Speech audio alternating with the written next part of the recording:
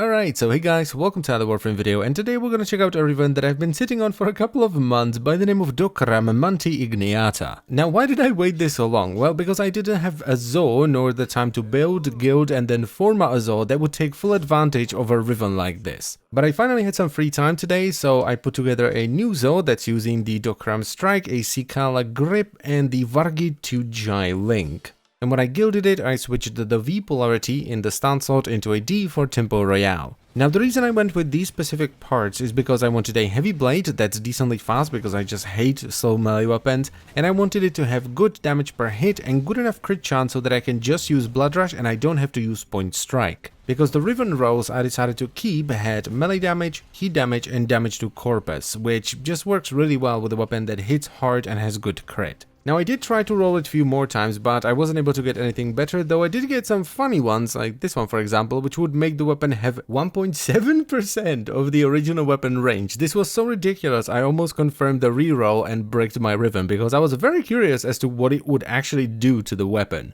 But anyway, let's go over the build. So it's 4 format with 2 Vs, 1 dash, and then an additional format for the Riven, in this case a D, and I'm running Tempo Royale because the block combo is just too much fun. It's way too good. Why would you not use it on a heavy blade?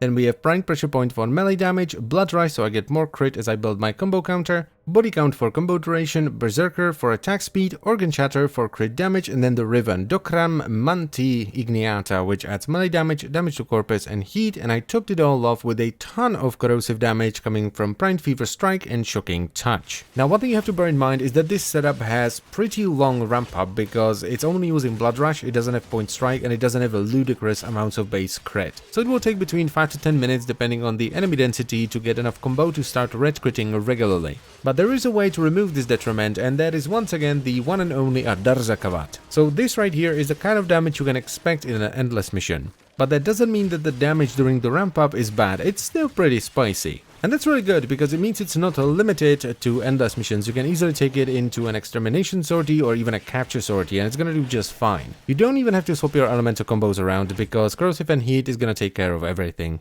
Now, I know some of you might be like, well, let me get this straight then. We have a strong Zoo with a strong Riven, and it's strong. Oh, gee, what a shocker. And I get it, right? But the thing is, I never got like a really solid Riven for a really strong melee weapon. I have some oddly specific and niche Rivens for some good melee weapons. But when it comes to melee weapons, I'm not talking about primaries or secondaries. I generally just have some pretty decent Rivens for mediocre weapons. So I was always curious to see how much of an overkill it actually is to put a decent Riven on a strong melee weapon. And it's about as much overkill as I had expected, it's just stupid. Now, I could have gone a little bit more ridiculous with the damage if I tried to squeeze in condition overload, but for most units, 90% of the damage I'm doing is overkill damage anyway, so I didn't really see a point in that. There really is no point in hitting something for over 250,000, and some of the hits that I've seen with this weapon went up as high as like 1.5 million.